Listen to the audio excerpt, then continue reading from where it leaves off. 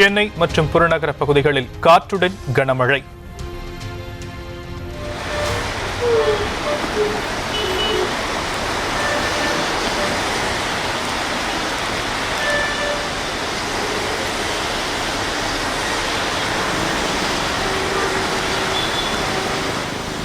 இருள் சூழ்ந்து மழைக்காலம் போல காட்சியளித்த தலைநகரம்.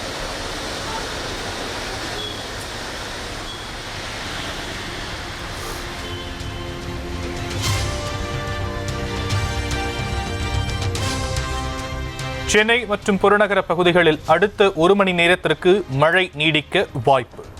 மிதமான மழை முதல் கனமழை பெய்ய வாய்ப்பிருப்பதாகவும் வானிலை மையம் தகவல்.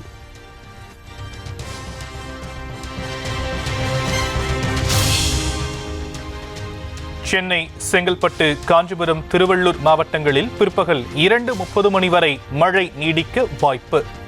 ராணிப்பேட்டை, விழுப்புரம், திருவண்ணாமலை, கோவை, ராமநாதபுரத்திலும் மழை தொடர வாய்ப்பு எனவும் கணிப்பு.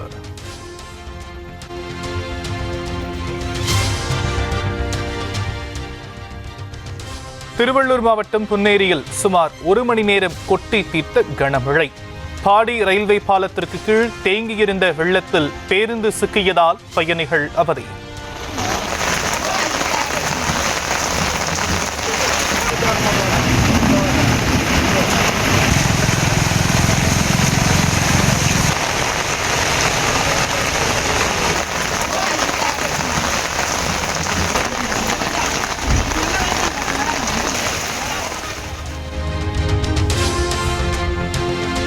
ஒரு மணி நேரம் பெய்த கனமழையால் கோயம்பேடு சந்தையில் தேங்கி நிற்கும் வெள்ளம். மழை நீருடன் கழிவு நீரும் கலந்து நிற்பதால் வியாபாரிகள் மற்றும் பொதுமக்கள் அவதி.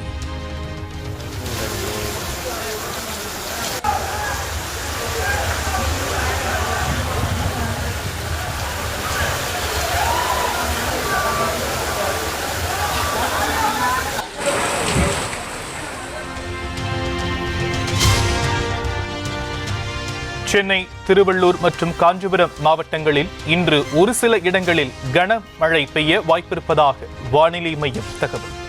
சென்னையில் நகரின் சில பகுதிகளில் இடி மின்னலுடன் கூடிய மிதமானது முதல் கனமழை வரை பெய்யக்கூடும் எனவும் கணிப்பு.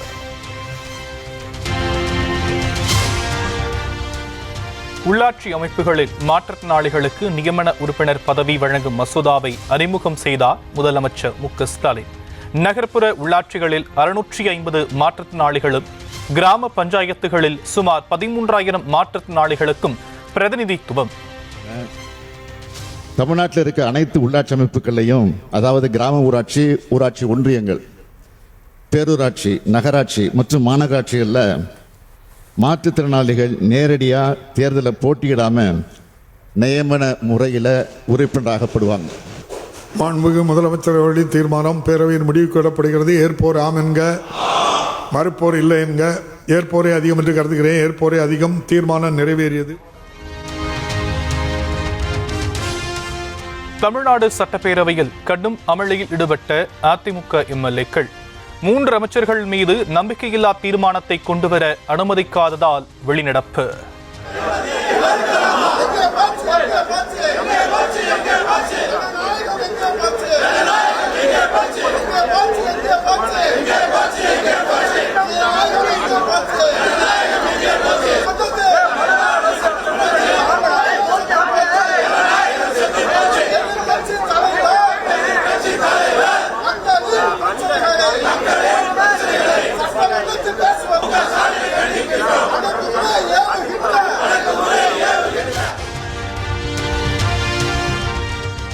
இந்து மதத்தை இழிவுபடுத்தியதாக அமைச்சர் பொன்முடி மற்றும் குற்றச்சாட்டுகளில் சிக்கிய செந்தில் பாலாஜி, KN நேரு மீது நம்பிக்கையில்லா தீர்மானம் கொண்டுவர முடியவில்லை.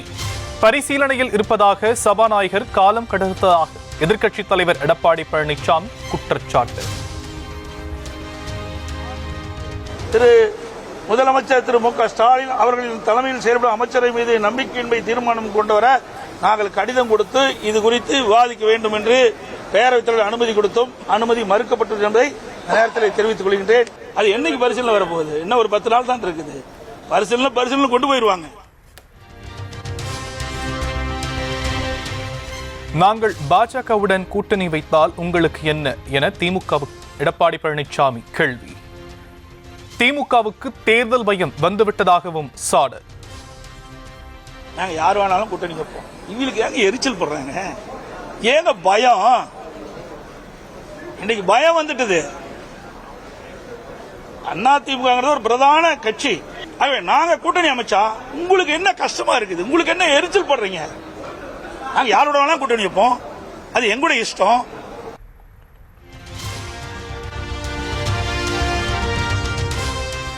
அதிமுக பாஜக கூட்டணி என்றுதான் அமித்ஷா சொன்னதாக எடப்பாடி பழனிசாமி விளக்கம். கூட்டணி ஆட்சி என்று கூறவில்லை எனவும் மறுப்பு. அரசுன்னு சொல்லவே இல்லை. நீங்க தப்பா புரிஞ்சுக்கிட்டு ஏதோ வித்தையெல்லாம் காட்டுறீங்க. தயவு செய்து இந்த வித்தையெல்லாம் விட்டுருங்க. கூட்டணி அரசு அதாவது அனைத்து இந்திய அண்ணா திராவிட முன்னேற்ற கழகம் பாரதிய ஜனதா கூட்டணி ஆட்சி அமைக்கும். புரிஞ்சுங்க.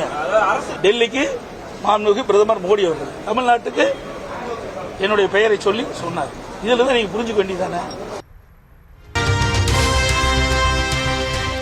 சென்னை தலைமை செயலகத்தில் முதலமைச்சர் மு.க. ஸ்டாலினுடன் மக்கள் நீதி மய்ய தலைவர் கமல்ஹாசன் சந்திப்பு.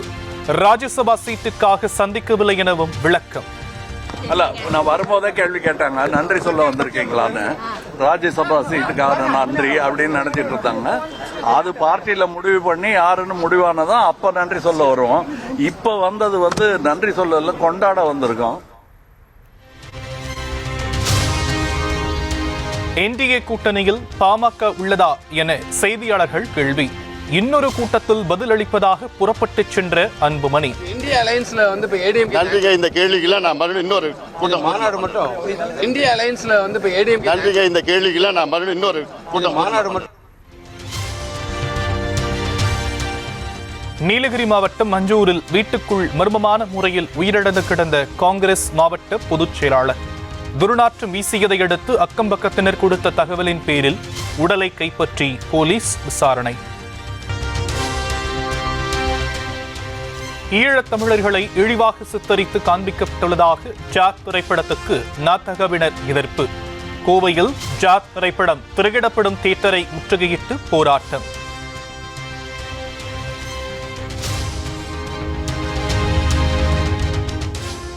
நடிகர் சிவாஜி கணேசனின் அண்ணன் இல்லத்தை ஜப்தி செய்து பிறப்பித்த உத்தரவை ரத்து செய்ய கோரி நடிகர் பிரபு தாக்கல் செய்த மனு.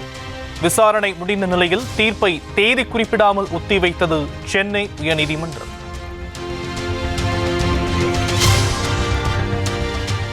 மருமகன் பல்ராம் மீது நெல்லை இருட்டுக்கடை அல்வா உரிமையாளர் கவிதா சிங் வரதட்சணை புகார். பாரம்பரிய கடையை எழுதி கொடுக்கச் சொல்லி மிரட்டுவதாக மகளுடன் சென்று காவல் ஆணையரிடம் முறையீடு. பிசினஸ் எழுதி கொடுக்கணும் அப்படின்னு சொல்லியும் ஓவர் டார்ச்சர், கொலை மிரட்டலோட பண்ணியிருக்காங்க. கோவையிலிருந்து நெல்லை வந்த அரசு பேருந்தில் இளம் பெண்களுக்கு பாலியல் தொல்லை என புகார். இளம் பெண்கள் காவல் நிலையத்தில் அளித்த புகாரை அடுத்து கோவையைச் சேர்ந்த நடத்துனரிடம் விசாரணை.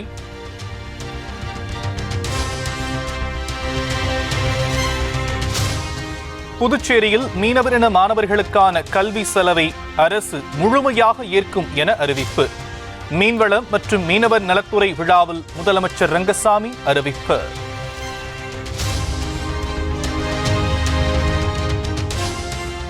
நெல்லையில் சக மாணவனை தலையிலும் தடுக்கச் சென்ற ஆசிரியரை கையிலும் வெட்டிய 8ஆம் வகுப்பு மாணவனுக்கு 14 நாட்கள் நீதிமன்ற காவல். தகுதியான நபர்களை கொண்டு மாணவனுக்கு கவுன்சிலிங் வழங்கவும் நீதித்துறை நடுவர் உத்தரவு.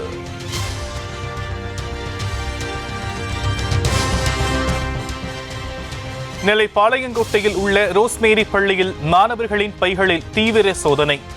புத்தக பைக்குள் அறிவாளை மறைத்து எடுத்து வந்து சக மாணவனை 8ஆம் வகுப்பு மாணவன் வெட்டியதை அடுத்து நடவடிக்கை.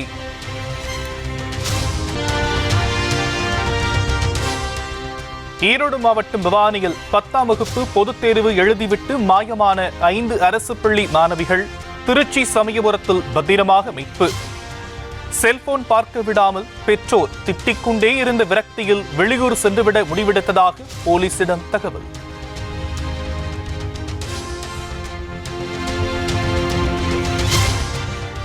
சென்னையில் ஆபரண தங்கத்தின் விலை சவரனுக்கு 760 ரூபாய் உயர்ந்து புதிய உச்சத்தை எட்டியது. ஒரு பவுன் 70,520 ரூபாய்க்கு விற்பனை.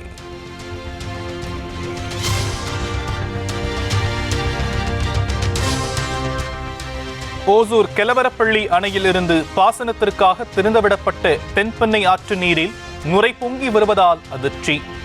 கடுமையான துர்நாற்றத்தோடு வெளியேறும் நீரை எதற்கும் பயன்படுத்த இயலாது என விவசாயிகள் கவலை.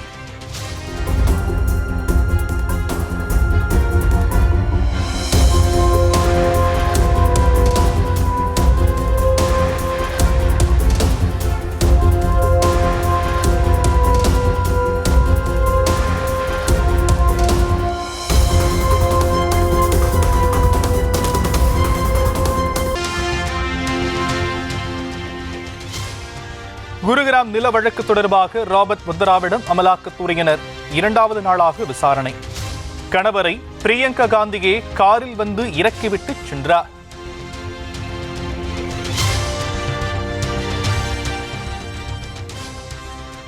அமலாக்கத்துறையை வைத்து மத்திய மோடி அரசு பழிவாங்கும் நடவடிக்கையில் ஈடுபட்டுள்ளதாக குற்றச்சாட்டு. டெல்லி உட்பட நாடு முழுவதும் காங்கிரஸ் கட்சியினர் போராட்டம்.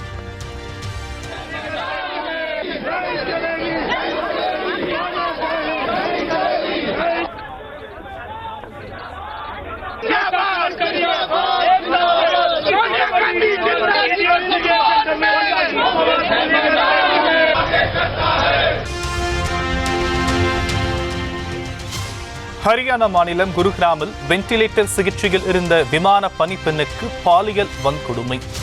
தனியார் மருத்துவமனையில் நிகழ்ந்த கொடூர சம்பவம் குறித்து போலீசார் விசாரணை.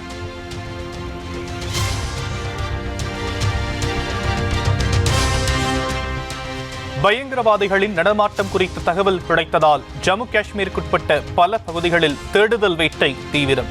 லசானா வனப்பகுதியில் பதுங்கியிருப்பவர்களை கண்டறிய மூலை முடுக்குகளில் எல்லாம் அதிரடிப்படையினர் சோதனை.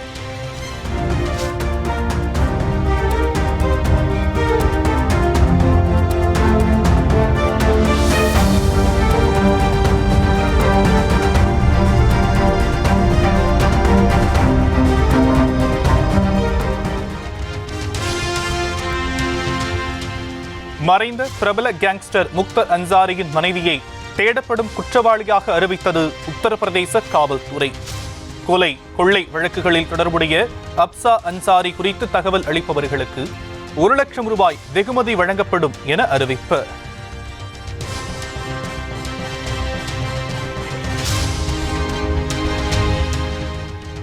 கோவாவில் சாக்லேட்டில் மறைத்து வைக்கப்பட்டிருந்த 43 கோடி ரூபாய் மதிப்பீடான கொக்கைன் போதைப் பொருள் பறிமுதல். தம்பதி உட்பட 3 பேரை கைது செய்து போலீசார் விசாரணை.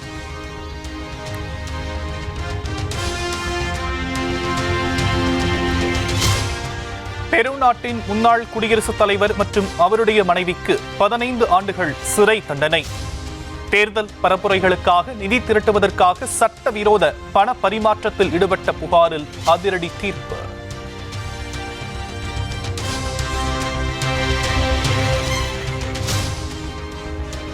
ஐபிஎல்லில் இன்றைய லீக் போட்டியில் டெல்லி ராஜஸ்தான் அணிகள் மோதல். வெற்றி பெற்று முதலிடத்துக்கு செல்லுமா டெல்லி அணி?